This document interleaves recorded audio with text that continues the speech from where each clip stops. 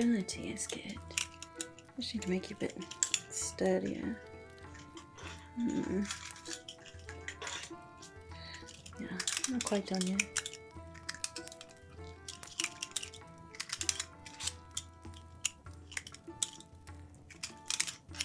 Oh, not like that.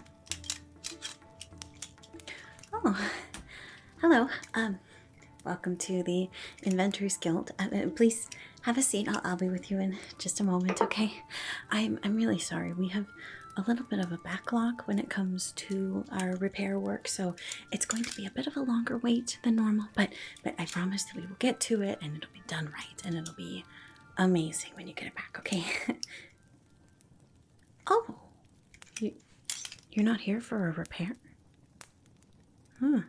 Pretty much everyone just comes in for repairs now.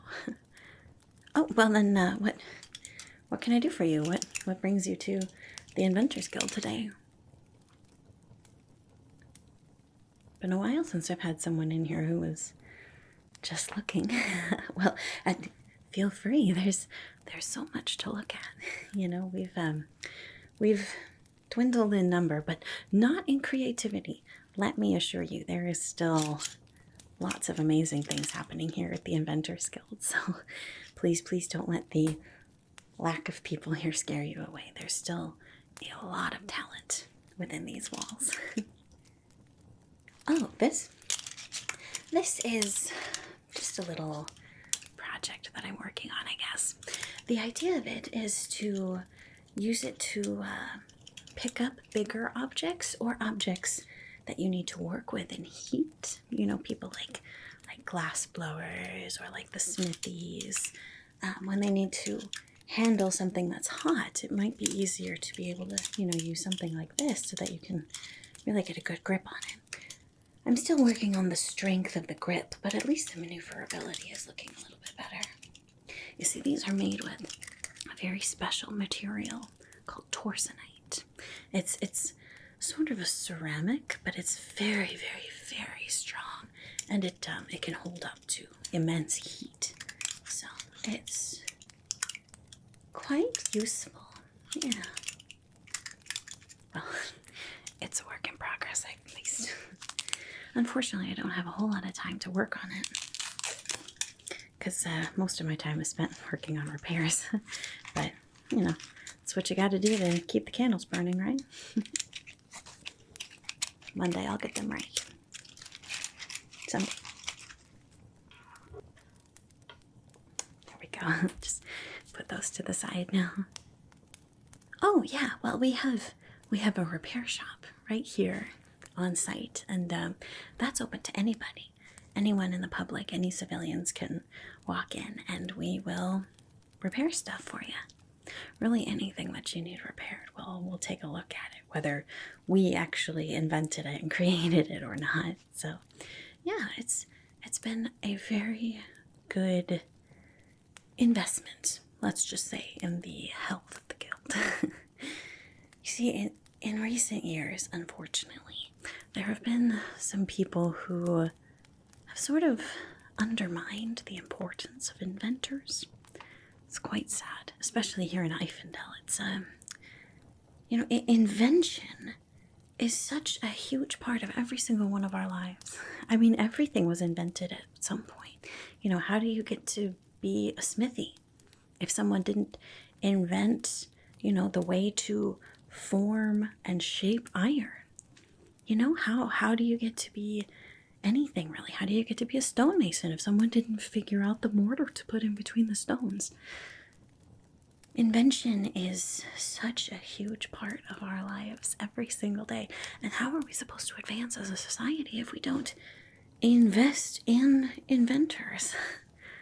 You know, sometimes it feels like the nobles and people here in Ifendel, they just kind of want us to stay exactly as we are.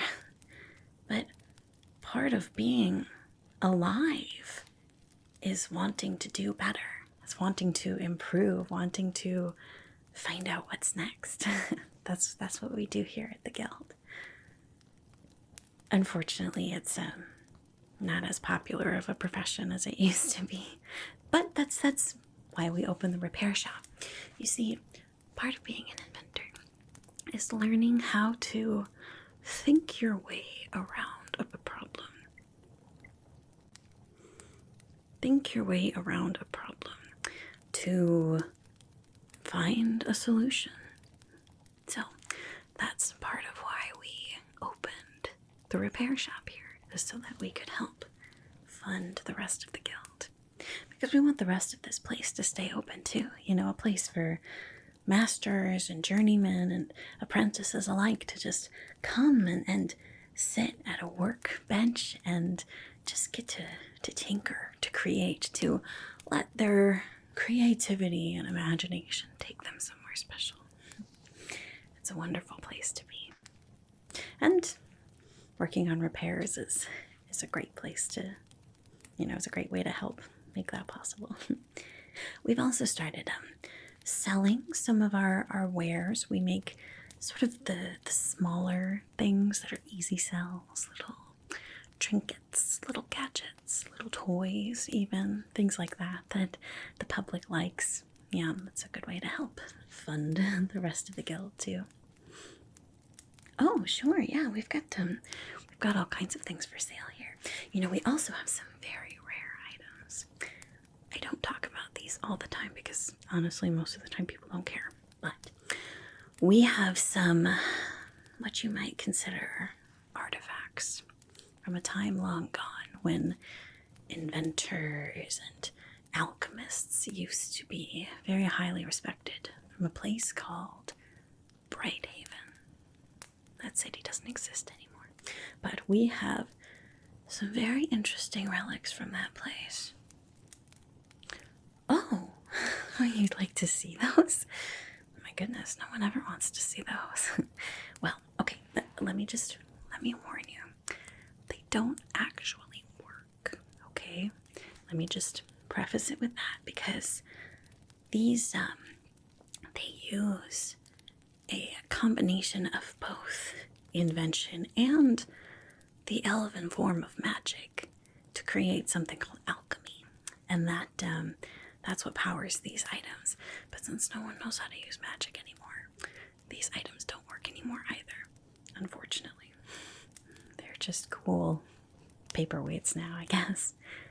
But they're still quite fascinating to look at. Would you like to see them? Okay, great. Let's see. Let's start with this one right here. Now this, it's a very special item. You can see it's got all of these different sides, different facets, different colors of metal on there. This is called an elemental sphere. No, it's not really a sphere. It's more like a dodecahedron, but that's all right. We won't split hairs. Now, it's called an elemental sphere because apparently, using alchemy, you could press one of these stars here, and something would shoot out of it of one of the elements. So you might press this one, and a stream of lightning would shoot out. Or maybe you press this one, and a big fireball shoots out. Or maybe you press this one, and a big gust of wind shoots out. Quite fascinating. This was something that could be used for defense and definitely attack as well.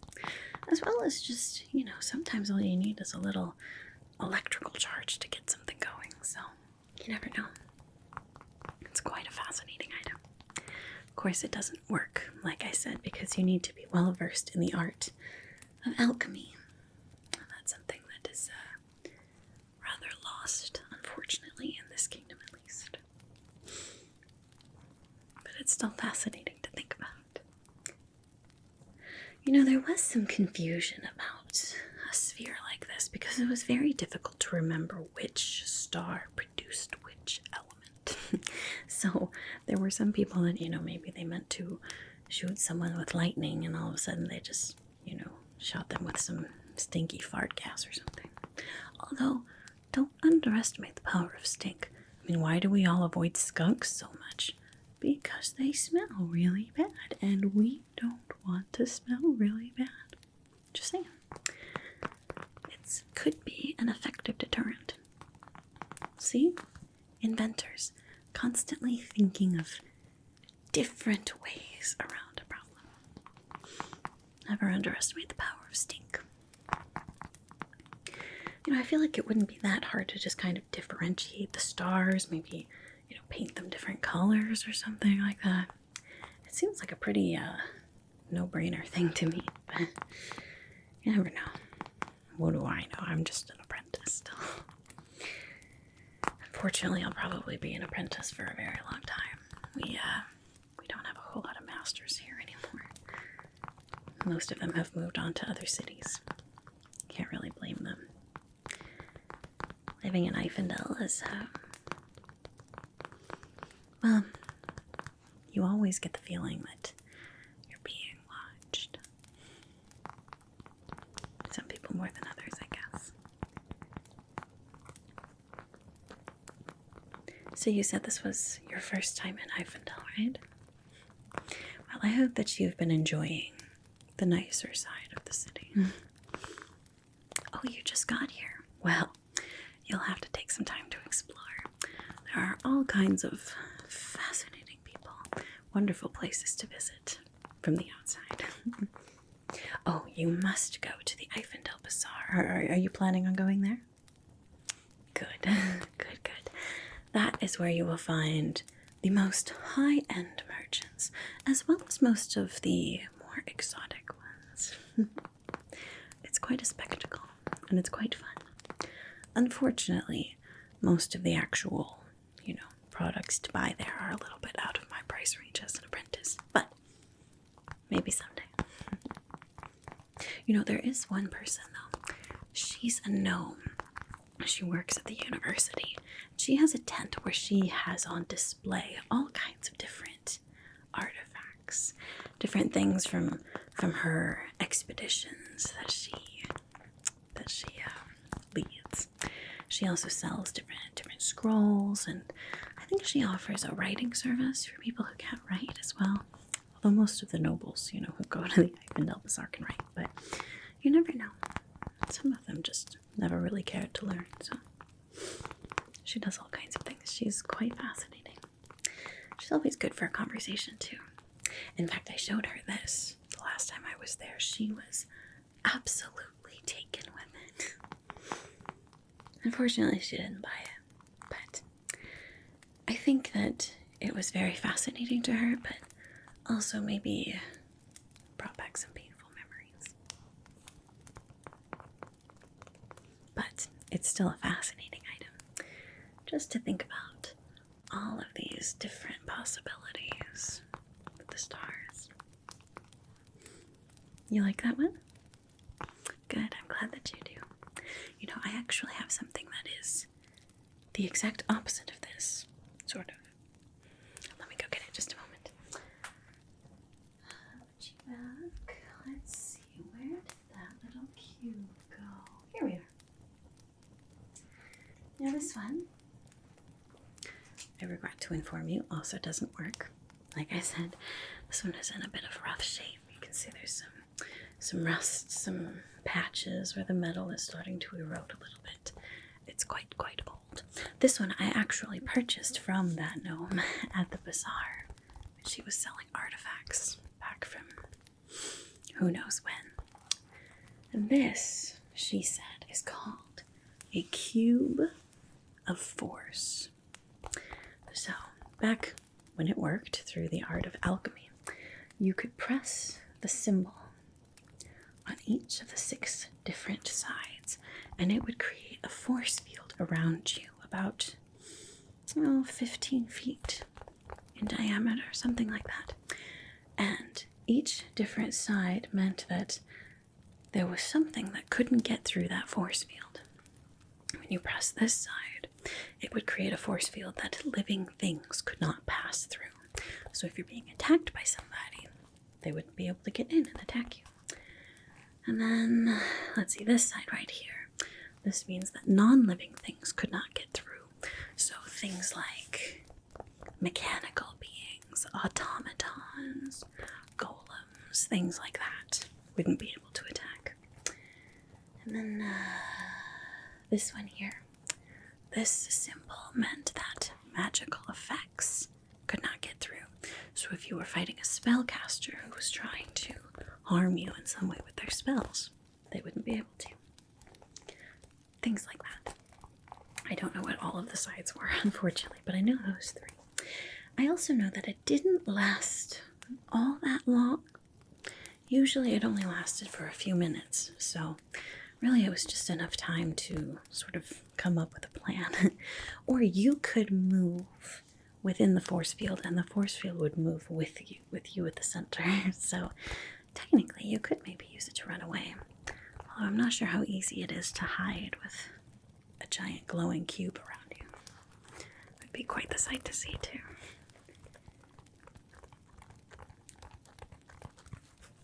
You like this one, too? I do, too. Fascinating to learn about the history, the forgotten art of alchemy. Sometimes we forget things from the past that really shouldn't be forgotten. I think things like this cube was one of them.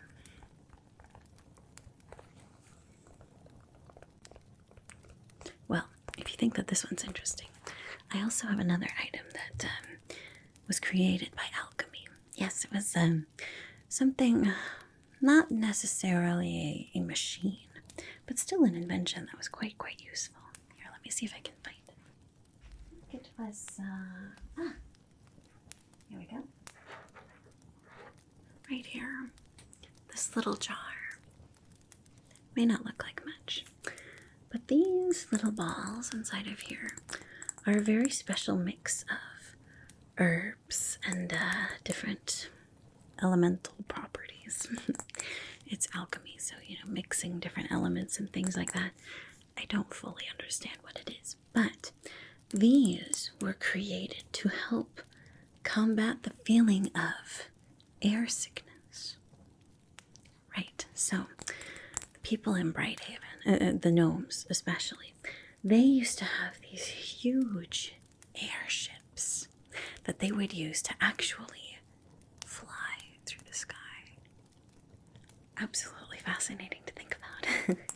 And while that was very, absolutely, completely fascinating to get to fly, there were some people who found it a little bit upsetting to their countenance. They would get stomach aches, or sometimes headaches, or sometimes even, get physically ill. So, the alchemists came up with this. And this was a blend of different ingredients that was supposed to help ease your stomach until you found your air legs, they used to call it. The seafarers, the sailors, they call it sea legs, but the airship sailors, they called it air legs. Now, I would assume that these would also work to help combat seasickness as well. I'm not sure that it's all that specific to just flying in the air. I think, flying, the turbulence of the wind is probably similar to the rocking of the ocean waves. They smell rather nice. Like cinnamon, ginger, something else too. Maybe slightly citrusy. Not sure. Here, give it a smell. What do you think? Oh, yeah. That's right.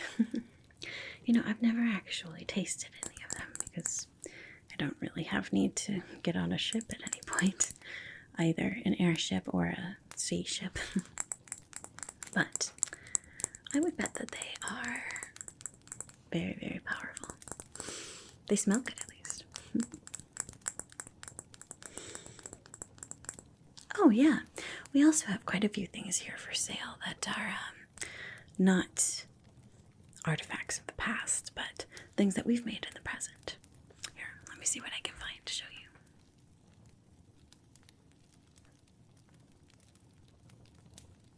you. Here. This hourglass. I'm sure you've seen hourglasses before, that's nothing new. But this one, you see this mechanical hand here with the different gears and the metallic joints. It actually turns back and forth so that you can change the hourglass and the black sand will go from one side to another to help you keep time. It's just quite interesting looking too. You know, it's rather a statement piece. We have quite a few things like that, like I said, are not all that difficult to make. Not when you're used to trying to figure out some of the more fiddly things that we have here. But it's still quite pretty. So that's one thing. And then we do also make some toys and things as well. Yeah, let me see.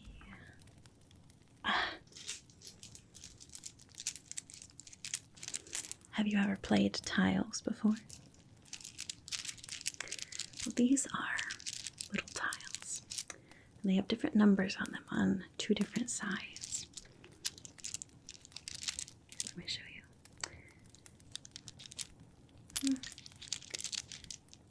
Here we are. See, this one has 1, 2, 3, 4 dots on that side. And then just 1 little dot on that side. So, all of them are different too. Like this one, you have 3 and 3 there. So the idea of the game is that you would have some tiles, and I would have some tiles, and we would try to connect them, and we would take turns, and you can match up the numbers, or you could put it in the middle if the 2 tiles added up to that number, then you could also put a tile there. And you win the game when your opponent doesn't have a place to put their tile. So you start out, you just kind of draw a few random ones from the back. And then you each have to find a place for the next tile. So it's a game that it teaches numbers to children.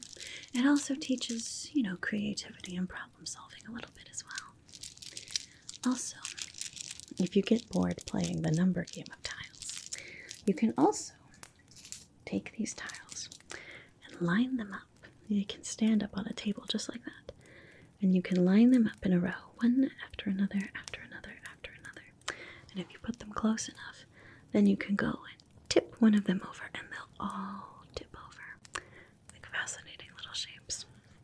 It's quite fun. Lots of different possibilities that you can play with tiles.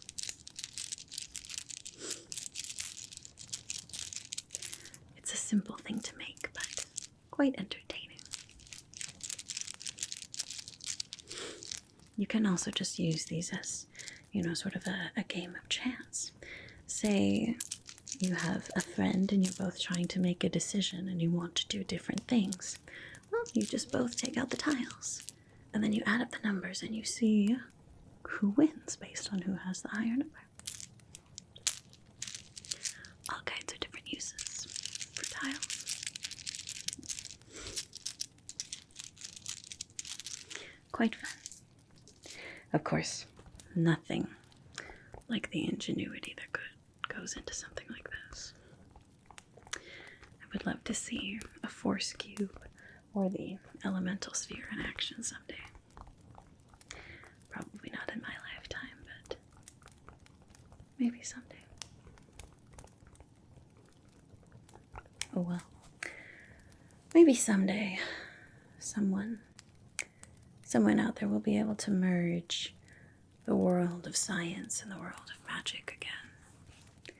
Reignite things like this cube. I also have a book. A very large tome. Where did it go? Oh, I might have put it away.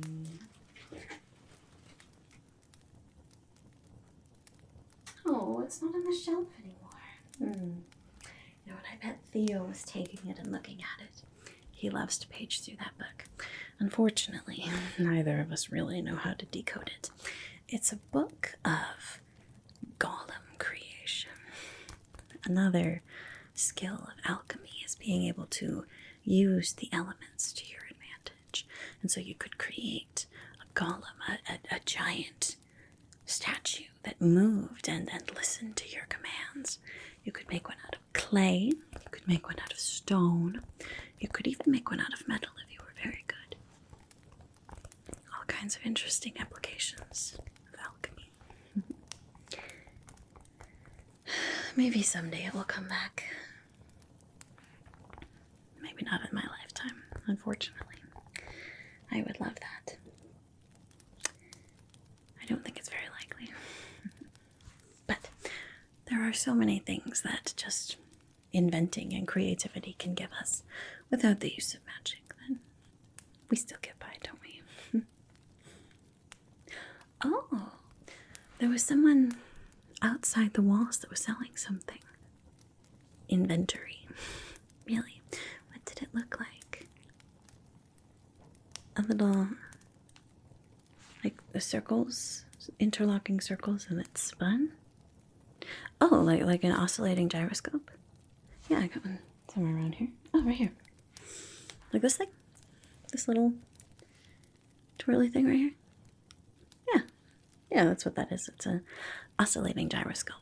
We use it in different inventions and things that need balance. It works as sort of a counterbalance. Oh no, they're not rare. I mean, they used to be. It was quite the rage when it was invented, 50 years ago. Now it's pretty standard. You didn't purchase it for an obscene amount of money, did you? Okay, good. Well, that's good. I wouldn't want you to get ripped off by those awful peddlers outside the gate. It is quite the invention. It's definitely very cool and very useful. We use things like this all the time. But, no, it's not exactly rare. Oh, you're interested in purchasing those other things I showed you? Really? Are you a collector? You have a friend that might be interested in that? All right, well, yeah. Were you looking at the cube of force or where is it? The sphere, the elemental sphere. Which one? Both of them? Oh, goodness. Really? You want to take both of these? I never get anyone interested in even hearing me talk about them, and here you are wanting to buy both of them. All right, well, I guess I haven't even thought about what a fair price for them would be. It's been so long since anyone's actually thought about buying them. I could do 10 gold. Yeah, 10 gold for both of them. I think that sounds like a very fair price. Oh, well, thank you. Well, thank you. That will go a long ways to buying up different materials and different things that we need here at the guild. Keep the candles on, as they say. Always gotta keep the candles burning. There we are. Well, thank you so much for coming into the Inventors Guild today. Is there anything else that I can do for you? Anything else that I could maybe show you? Not today. Well, that's all right. I very much appreciate your business and your interest. Thanks for listening. Like I said, not many people in this city care all that much about inventions anymore. It's nice to meet someone who cares. Well, I very much hope that you enjoy your time here in Ifendel. All right. Well met. Have a great day.